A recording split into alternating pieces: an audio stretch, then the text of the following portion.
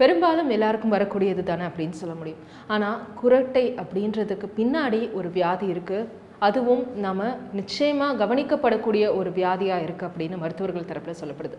இதற்காக நுரையீரல் சிறப்பு சிகிச்சை மருத்துவர்கள்கிட்ட பேச வேண்டியது இருக்குது. தற்போது நம்ம கூட டாக்டர் காமாட்சி நினைவு மருத்துவமனையின் கன்சல்டன்ட் பல்மனாலஜிஸ்டான டாக்டர் அவினாஷ் இருக்காங்க. பேசலாம். வணக்கம் டாக்டர். வணக்கம். நான் சொன்ன மாதிரி குரட்டை அப்படின்றது ரொம்ப ஒரு காமனான ஒரு விஷயம், பெரும்பாலானவங்களுக்கு தூங்கும்போது வரக்கூடிய ஒரு விஷயம். ஆனால் அது ஒரு வியாதியா? கண்டிப்பாக இது ஒரு ஜென்ரல் அவேர்னஸ் இதை பற்றி இருக்கிறது இல்லை. எல்லாமே அது ஒரு காமன் திங் அப்படின்ற மாதிரி நினச்சிட்டு இருக்காங்க. பட் எல்லாருக்குமே அது குரட்டை அப்படின்றது காமன் திங் கிடையாது. அதனுடைய சைடு எஃபெக்ட்ஸ், அதனுடைய காம்ப்ளிகேஷன்ஸ் அப்படின்றது நிறைய இருக்குது. ஸோ அதை நம்ம obstructive sleep apnoea, central sleep apnoea அப்படின்றத சொல்லுவோம்.